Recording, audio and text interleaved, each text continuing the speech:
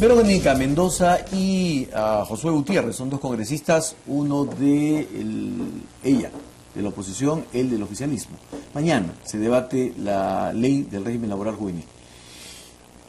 Hemos tenido los argumentos más sociales, digamos, ahora debemos tener los argumentos más políticos. ¿Hay que derogar o no hay que derogar esa ley? Muy buenas noches, ¿cómo están ustedes? Buenas noches, Enrique. José. ¿Cómo estás, Enrique? ¿Qué tal? ¿Cómo estás, Verónica? Verónica Mendoza, ¿hay que derogar esta ley? ¿Por qué?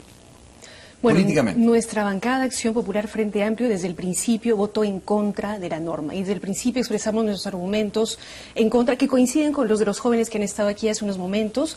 En primer lugar, porque es discriminatoria, porque lo que va a generar es que vas a poder tener, inclusive dentro de la misma empresa, gente haciendo el mismo trabajo, recibiendo menos remuneración y menos derechos que otra que esté haciendo exactamente lo mismo, solamente por una cuestión de edad. Y eso es claramente discriminatorio e inclusive inconstitucional. Una norma que recorta derechos, no asignación familiar, no CTS, recorta vacaciones, disminuye el monto de la indemnización por despido, etcétera, etcétera. Una ley que además pone en riesgo, como ya se ha dicho también hace un momento, no solamente al sector juvenil, sino a los otros sectores de mayor edad inclusive. ¿Por qué? Y ya está ocurriendo. Mira, yo, Enrique, he estado recibiendo en mi despacho la denuncia de trabajadores, por ejemplo, sindicato de Shogun, sindicato de Pamer, y recientemente hemos escuchado que trabajadores petroleros de Talara están siendo despedidos, o casualidad, justo cuando se emite esa norma, ¿no? Para ser presumiblemente reemplazados por jóvenes entre 18 y 24 años que le van a salir más barato a las empresas. Porque además en la práctica no va a permitir la formalización. El viceministro que estuvo sentado aquí insistía en ese 1.800.000 jóvenes que están en la informalidad. Perfecto. Resulta que cerca del 70% de esos jóvenes trabaja en microempresas, y las microempresas ya tienen un régimen especial en el cual los costos laborales son inferiores al régimen laboral juvenil. Por lo tanto, estas microempresas que tienen trabajando de manera informal al 70% de estos jóvenes no van a pasar al régimen laboral juvenil, se van a quedar con el régimen de la microempresa. Por lo tanto, ¿quiénes eventualmente podrían utilizar ese nuevo régimen? Las grandes empresas, las que sí se podrían ahorrar algo de costos laborales, entre comillas. Empresas en las cuales casualmente la participación del sector juvenil es muy inferior respecto a las microempresas, entre otras razones, Enrique. José Gutiérrez, ¿por qué no derogar la ley? ¿Por qué defenderla a capa y espada contra lo que piensa el 76% de la población? Porque apunta a resolver una problemática de orden laboral. Y creo los países serios, los países que apuntan a la competitividad, han asumido un reto frente a sus respectivos ciudadanos. Y este gobierno ha hecho lo propio. Reconocer que hay un mercado laboral en el grupo etario de los 18 a los 24 años, que llegan a los cerca de 2 millones, que están en una informalidad y sentenciados a vivir en esa informalidad. Eso no es un tema que aparece hoy, es un análisis muy serio, y es por eso que nosotros partimos de la legislación comparada del derecho laboral en el mundo, y podemos decir que han habido logros importantes en materia laboral, sobre todo en derechos que acreditan a todos los trabajadores en el régimen general, y eso está muy bien. Pero cuando se quiso en un momento incentivar la exportación, se entregó una legislación para que los exportadores bajo ese amparo o de marco legal puedan desarrollarse, y tuvo sus efectos. En la micro y pequeña empresa se trabajó una legislación diferenciada y también tuvo sus efectos. Pueden decir 5 o 10%, lo que sea, pero tuvo sus efectos. Hoy estamos haciendo, al amparo del derecho constitucional y de los convenios suscritos con la Organización Internacional del Trabajo, una propuesta para resolver una problemática. O sea, no es una propuesta para precarizar el trabajo ni nada por el estilo. Queremos resolver un problema. Si la fórmula viene de la oposición, bienvenido. La vamos a aceptar y la discutiremos. Pero si hay un simplismo de decir que se derogue y que quede el statu quo, es darle la espalda a más de 1 millón de peruanos que están esperando adecuarse a esta ley. Y cuando decimos que esto alienta a la competitividad, es porque sabemos perfectamente que el Estado está desarrollando medidas paralelas de carácter subsidiario para otorgar, por ejemplo, salud, a quien hoy día no lo tiene, Enrique. O sea, hoy día no hay, el trabajador no tiene seguro para él ni para su familia. Segundo, no tiene la capacidad a poder capacitarse. No tiene esa posibilidad, porque el empleador sencillamente no le puede permitir un recurso adicional para su capacitación. Entonces, un Estado que va a tenderle, digamos, la mano para empezar a formalizarlos, es un Estado, creo que está cumpliendo un rol y está trabajando frente a una problemática. Pero dígame, eso creo que es el tema central, Enrique. Entonces, por lo tanto, la discusión de mañana va a circunscribirse en el análisis de una problemática real. No es que a nosotros se nos antoje esta ley o que se derogue. Tal vez lo más fácil, para evitar una discusión entre ambos, lo más fácil que ya deróguese y que quede ahí. ¿Y qué de los peruanos que están esperando la norma? Verónica Mendoza, ¿se deroga la norma y qué? ¿O ustedes plantean que exista la posibilidad de una mejora sustancial de la norma? A ver, nosotros creemos que por ilegítima, tú lo has recordado al principio, 76% de la población a nivel nacional en el momento está en contra de la norma. Se han llevado a cabo ya 4 movilizaciones juveniles a lo largo y ancho del país. Mañana ya se realizaría la 5ª.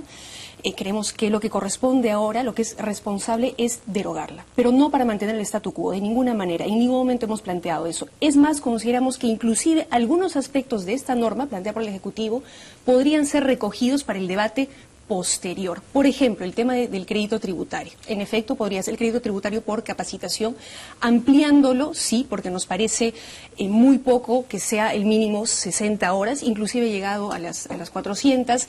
Nos parece muy poco que se limite al 2% de la planilla, debiera ser mucho mayor, cuando además estás planteando un régimen bajo el cual podrían contratarse hasta el 25% de tus trabajadores. Nos parece ínfimo. Nos parece importante también la propuesta, por ejemplo, de subsidiar el Estado el tema del seguro social, pero no creemos que el costo de eso deba ser el recorte de derechos laborales como CTS, gratificación, vacaciones u otros. En todo caso, podríamos recoger, ¿no?, como punto de partida para discutir un régimen para los jóvenes, estos aspectos y enriquecerlos con otros aportes que han estado siendo planteados por otras bancadas y por los propios jóvenes. Pero para nosotros, el punto de partida el día de mañana tiene que ser la derogatoria de este régimen. Luego, por los canales institucionales que tiene el Congreso, comisión de trabajo o eventualmente una comisión especial multipartidaria que ve el tema laboral, recoger y discutir las otras propuestas ampliamente, participativamente, transparentemente con los jóvenes, los sindicatos, el sector empresarial, entre otros. Josué Gutiérrez, ¿por qué negarse a modificaciones? El presidente, el ministro de Trabajo, el ministro de Economía han dicho ni un paso atrás. Es más, han dicho el reglamento no debe modificar la ley. Entonces, si el 76% de la población se opone a esta norma, ¿por qué insistir y por qué evitar la posibilidad de enriquecerla, modificarla? A ver, Enrique, hay un tema puntual. Primero, que se había acusado indebidamente que es el Ejecutivo que estaba prolongando este debate, que no quería que se debata, ni nada por el estilo. ¿Ok? Se nos ha acusado tanto desde diciembre, fines de diciembre, hasta esta semana que ha pasado, hasta el día viernes que salió el presidente. Perdóneme. El presidente es una de las personas, Enrique, que está por encima de esto. Ya, pero perdóneme. Y que le interesa cuanto antes este Parlamento lo debate. Es por eso que él, asumiendo una facultad constitucional, ha convocado a sesión extraordinaria. Perdóneme que lo interrumpa, pero el Congreso ha quedado muy mal. Si no se da cuenta, ha quedado muy mal, por una muy sencilla razón. La presidenta del Congreso ha quedado pintada en la pared, porque ella se negó a convocar a comisión permanente, convoca a comisión permanente para el 28 y el presidente la corrige. El presidente pasa por encima de ella. Yo sé que el presidente tiene esa facultad, perfecto, pero no lo coordinaron. Pero hay que enmendarle la plana para que se calle a quienes han estado especulando algo que no es cierto. Perdóneme, pues solamente para terminar. Para eso es lo más importante. No sé a quién le ha tapado más rápido la boca. A los que han comentado mal, pues, Enrique. Porque el Ejecutivo siempre ha tenido la voluntad de que esto se debata. Por eso ha pasado por el Parlamento. Josué Gutiérrez, qué curioso que el presidente de la República nacionalista no coordine con la presidenta del Congreso nacionalista para convocar a este pleno. Ya. Ella convoca a comisión permanente y él convoca a pleno. O sea, dos cosas totalmente diferentes. Y lo convoca cuando ella está en Chile. Perdón, recibiendo una condecoración de la Cámara de Diputados chilena. Ese es otro escenario. Yo más me circunscribo a quienes han expresado públicamente diciendo que el presidente no le interesa, que está haciendo... Usted mismo hoy día ha dicho, si es que a la introducción de su programa, si es que el Ejecutivo, si es que el Gobierno no quiera dilatar este tema, probablemente vaya... No, Enrique, La cosa más clara no puede existir. El presidente quiere que este tema lo defina el Parlamento, porque es un tema del Parlamento. ¿Ok? La ley lo emite el Parlamento. ¿Y por qué? Y es por eso... Perdóneme. ¿Y por qué entonces, siendo del mismo partido, no llamó a la presidenta del Congreso y le dijo, oye, ¿por qué no convocamos ¿por qué no convocamos a un pleno? Y ella, en cambio, convocó a una comisión permanente. ¿Por qué? Otra vez siendo se que enmienda, la Junta de Portavoces, perdóname, plana. Josué, se había reunido hace 2 semanas y había acordado por unanimidad, con tu voto incluido, que se convocara lo más rápidamente posible. Y la presidenta del Congreso lo postergó para el 28. Y ahí sí me parece que hubo coordinación. No fue su voluntad, sino la del Ejecutivo. Ahí sí, una vez más, las especulaciones se quedan ahí como especulaciones, no más que especulaciones. Se ha dicho siempre que es el Ejecutivo el que ordena a la señora presidenta del Congreso. Y no es verdad. Cada uno de los poderes del Estado funciona como debe funcionar. Probablemente el interés de la presidenta del Congreso, probablemente el interés mío, por ejemplo, como vocero de la bancada, ha sido que se discuta el tema del reglamento, se profundice esa discusión. Puede ser, es legítima. Sin embargo, lo que el Ejecutivo ha dicho el día viernes es, bueno, se ha especulado tanto en nosotros como si nosotros estuviéramos poniendo cara y que no se discuta, que se prolongue definitivamente el tema. No. A ver, señores, si quieren reunirse el Pleno, reúnanse. Yo voy a hacer uso de las prerrogativas constitucionales y los convoco para que ustedes resuelvan este tema a la brevedad posible. Y que el país conozca entonces los argumentos, el pro y el contra, y los planteamientos que se hace sobre el particular. Muy bien, que queda para la historia. Vamos a hacer una pausa y regresamos. Porque, por lo que usted está diciendo, el presidente le mandó la plana al presidente del Congreso que la dejó como quiera, tirando cintura. Pero lo que no debe quedar eso no está bien, eso tampoco está bien no es en un régimen democrático donde hay poderes que deberían respetarse. No le han enmendado la plana. No le han enmendado la plana. No, lo que ha existido es siempre la voluntad que el Pleno lo vea. Y la presidenta del Congreso, la presidenta del Congreso, me acuerdo de todos los voceros, convoca a comisión permanente, el presidente aparece y dice, no comisión permanente, quiero pleno. Enrique, ¿Y eso no es enmendar la plana? No se olvide dos cosas importantes, que los señores voceros han estado buscando la firma, las 76 firmas que le permita tener el pleno, número 1. Segundo, que se discuta este tema a la brevedad posible. Llegamos a recoger hasta 40 firmas y dejamos de hacerlo porque ya había una fecha para la comisión permanente. Y el acuerdo político fue que se veía en la comisión permanente. Y a mí sí me parece irrespetuoso e inoportuno de parte del presidente de la República que deje sin piso así a la presidenta. El acuerdo político de todas las bancadas era que se viera en comisión permanente y la presidenta le puso como fecha el 28. Y además habría que decir que en la manera como convoca el presidente, yo no veo un ánimo de diálogo democrático. Hay en su discurso un ánimo más bien retador, provocador e irrespetuoso. Y eso creo que también hay que saber. Vamos a una pausa, por favor. Vamos a una pausa y regresamos. Totalmente rebatible. Muy bien, Verónica Mendoza, ¿por qué razón la oposición no pudo conseguir los votos para un pleno? ¿Por qué razón no han podido aglutinar? ¿Y por qué ahora se sienten descolocados? Si todos ustedes pedían un pleno, ¿por qué ahora se sienten que el presidente los arrolla? ¿Por qué sienten que ustedes, y algunos han dicho, esto es una maniobra del presidente? ¿Por qué? A ver, para empezar, diversas bancadas han presentado diversos proyectos de ley que plantean derogatoria, suspensión, modificación. La nuestra presentó ese proyecto de ley de derogatoria en diciembre, cuando ya habían marchas juveniles a nivel nacional. Estuvimos en proceso de recojo de firmas, llegamos a cerca de 40, pero hubo convocatoria, junta de portavoces, y el acuerdo fue, particularmente, no era la opción que yo hubiera preferido un pleno extraordinario convocado por los congresistas, pero el acuerdo unánime de los voceros de todas las fuerzas políticas del Congreso fue convocar una comisión permanente lo más inmediatamente posible, antes de la cuarta marcha.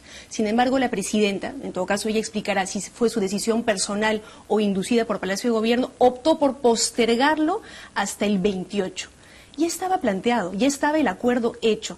Lo que hace el presidente al adelantar de 2 días es dejar sin piso a la presidencia del Congreso. Bueno, pero un pleno no es mejor claro para ustedes, ¿o es que tienen miedo de que pierdan la votación? Estamos cuestionando la manera como se hace. Ahora la cancha está trazada. Nosotros nos vamos a presentar, por supuesto que sí, en el pleno y exponer nuestros argumentos a favor de la derogatoria. Sin embargo, Enrique, yo quisiera adelantar un criterio sobre este tema.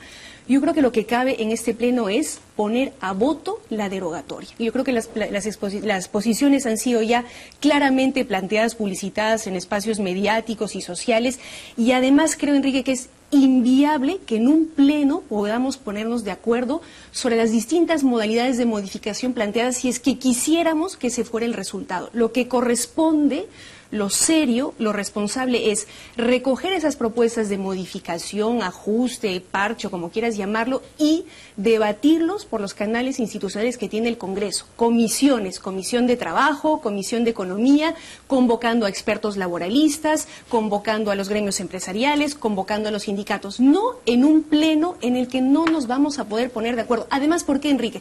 Porque si quisiéramos, por ejemplo, recoger la propuesta del Ejecutivo de promover un crédito tributario por capacitación y ampliarlo, no podríamos, porque eso tiene que ver con iniciativa de gasto que tiene que venir del Ejecutivo. Muy bien. Don José Gutiérrez, si mañana no se deroga la ley, ¿ustedes están dispuestos a ir con la ley aunque el 76% de la población esté en contra? Primero, que en el debate no va a participar el presidente. En el debate participarán los parlamentarios, los congresistas, quienes asumirán con responsabilidad propia lo que el país y la historia lo juzgará más adelante. Y quiero terminar con lo último que ha dicho mi colega Verónica. En efecto, este tipo de normas tienen iniciativa de gasto. Y el único poder del Estado que pueda incentivar esa iniciativa de gasto es el Ejecutivo. Así que el cuento de que vamos a discutir en trabajo, en economía y todo lo demás es absolutamente inviable. ¿Por qué? Porque todo afecta a la caja común. Y el que está constitucionalmente a cargo de la caja común es el Ejecutivo. Y quien puede decir, yo tengo 600 millones para gastar justamente en el seguro de esa gente que hoy día no tiene. Quien puede decir, yo le doy crédito tributario, que es perder la plata, o sea, que no ingrese a la caja, no en el orden del 2%. El 2% es para los jóvenes en exclusividad, pero para la masa trabajadora es el 5%. O sea, que se ha elevado enormemente, lo que nunca en la historia se ha hecho. Pero lo que usted dice, entonces el presidente de la República lo que ha hecho es decir, oye, yo me libro de esto, discútanlo ustedes, y por otra parte, como ustedes no tienen iniciativa de gasto, revéndense ustedes. Eso saco como conclusión de lo que usted dice. Eso suena chantaje. Eso suena más o menos algo así como, jojolete, yo soy el que tiene el billete, ustedes no. A ver, un momentito. Usted lo ha dicho, yo no. Se ha hecho tanto cuestionamiento al presidente, que el presidente ha dicho, mira, si es que quieren discutir este tema, que lo hagan todos, número uno. Segundo, que no se esperen días ni meses en juntar su firma ni nada por el estilo. Quieren resolverlo ahora, este mismo mes de enero, que lo resuelvan. Y por eso es que él lo ha convocado. No por el ánimo de fecha, más bien deben estar alegres, deben estar contentos. ¿Sabe por qué? Porque mañana será un debate que, por más horas que demore, finalmente se llegará a una conclusión. Bien, una última pregunta, porque tenemos que hablar con el fiscal de la Nación.